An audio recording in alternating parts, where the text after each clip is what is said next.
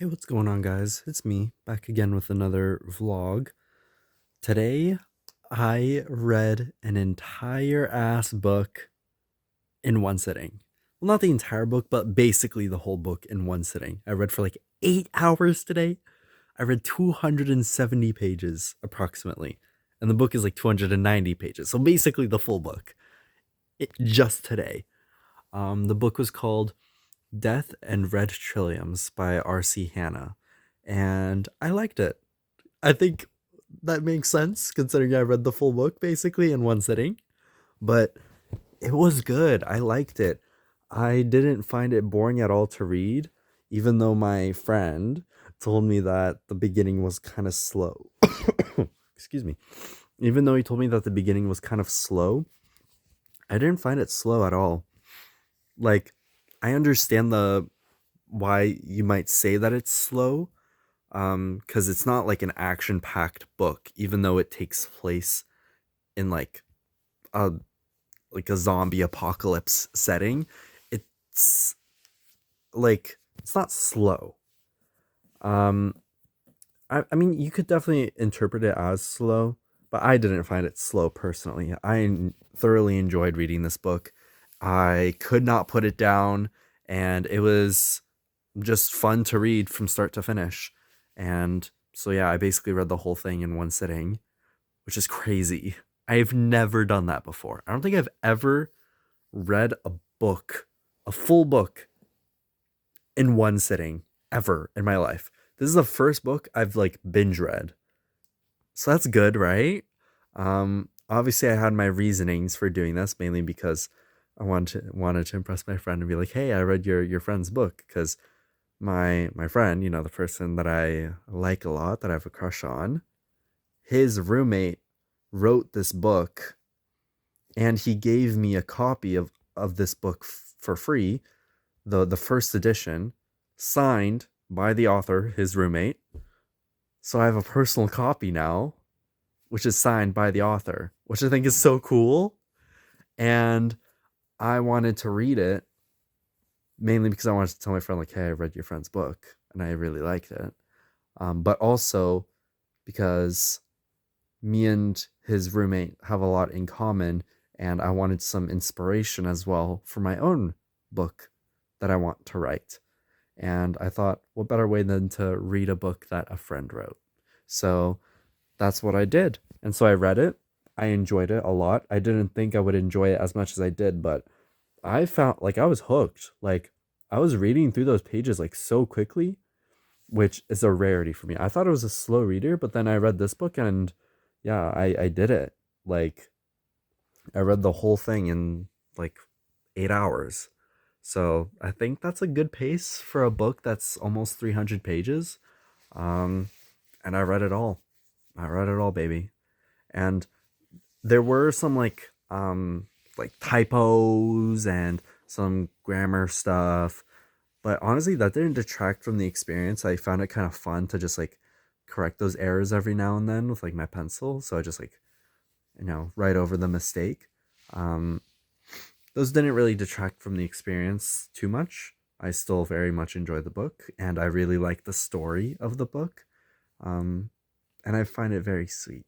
It's a very like wholesome but also sad story. I guess I can go in depth explaining it. So basically, like, it's a gay romance book, but it takes place in a zombie apocalypse setting in a real town here in Canada, um, called Halliburton.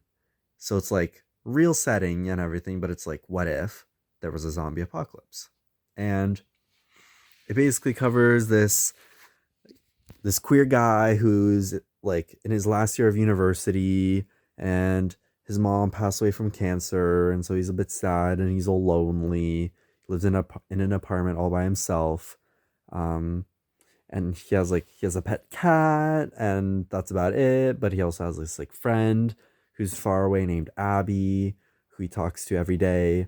um but then he works at this diner, right? And one day, while working at the diner, he meets his bullies from high school, Brian, Alex, and Jake. Now, Jake is a very important character, as you may not know, but later on, Jake and Corey, the protagonists, they develop a very strong bond, a very strong relationship. Um, kind of like an enemies to lovers dynamic going on there. And you know, once shit starts hitting the fan, once the zombie apocalypse happens, like these two, they start to depend on each other. They need to rely on each other. Um, because Jake has a child, a 3-year-old boy named Brett, and uh, Brett's mom, whose name was Tori, just left before the zombie apocalypse. Just up and left. And so then now Jake is a single father, has to take care of this kid, and his mom, Jake's mom, Mary, was like freaking out because like there's a zombie apocalypse happening, and she's like religious and stuff, and so he had to like bring Brett, the kid, over to Corey's house. I was like, hey, can you babysit my kid, please? I used to like bully you in high school, but I can't think of anyone else who could do this, and I trust you. Wink. And so he gave the kid and was like, okay, sure, I'll do it. Um, and then that's when like their like relationship really started to get going because they're like, thank you so much for taking care of my kid. I owe you a favor. And so then um, Corey was like, oh, I need to check on my dad's house because he hasn't replied. Like I'm worried about him. I need to check to see if he's okay. And Corey and his father Randy are like, not doing too well family wise because he's like an alcoholic and he's like always getting mad and they don't have the best relationship, but he's like the only family he has left because obviously his mom passed away. So he wants to go check on Randy. So he's like, hey Jake, I know you have an ATV. Could I borrow it and so I can check on my dad? And then he's like, sure, but I'll go with you.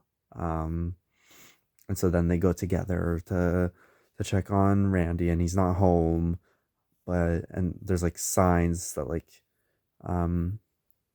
something happened, like he was just like left in a hurry, and like there's like something happened basically. But he's not there. And then there was like a bloodied car. Like there was like they checked like the surrounding cottages, and then there was like one that had like a door still open, and there was like bloody, like blood in the car, and they were freaking out and they were so scared, and they were holding hands, and then it was like Jake was being so protective of Corey. He was like, get behind me, and they were like, okay, we have to get out of here. And then they start running away to the ATV, and then like Corey like grabs onto Jake without even realizing, and then like I don't know, it's just cute. It's cute, and the way their relationship forms is just very, very heartwarming. Um, but there's still a lot of traumatic stuff that happens in this book. Some of it very, very sad. Um, I'm not gonna go into detail because whoever's watching this vlog, you should probably read it because it's a good book. Even with its grammatical or typos or whatever. I'm not sure if the newer version of the book has those errors, because I have the first edition, so I'm a bit special in that way. Um, but yeah, it's still a good book regardless. So I definitely give it a read. It's 290 pages. Took me about 9 hours, I'd say, in total to read. 8 of those hours being today, because I really like the book. So yeah, I just binge read it, which is crazy. I never do that. I need to find more books like that. So probably a queer book is next on my radar. But now that I finished it, I might consider reading that book that I was reading before by Leo Tolstoy, War and Peace, because I do need to read stuff that's actually challenging. Like this book wasn't challenging to read, which thank fuck it isn't, because it would have taken me ages to read, and I wanted to read the whole thing. So thank goodness I did. Um, but I also need to learn to read challenging stuff that's actually very, you know, difficult to read, for school and stuff. Because once I go back to school, I have to start reading stuff that's going to be challenging. So I have to be able to know how to do that. And I think by reading a book about war and peace, I'll get my bases covered once I finish reading that book, which is 500 pages long. Um, Maybe things will be easier. So, yeah, that was basically my day. Like, I did some chores earlier today, like vacuuming and dusting. Then I also recorded a gaming video today. Holy moly, I was productive today.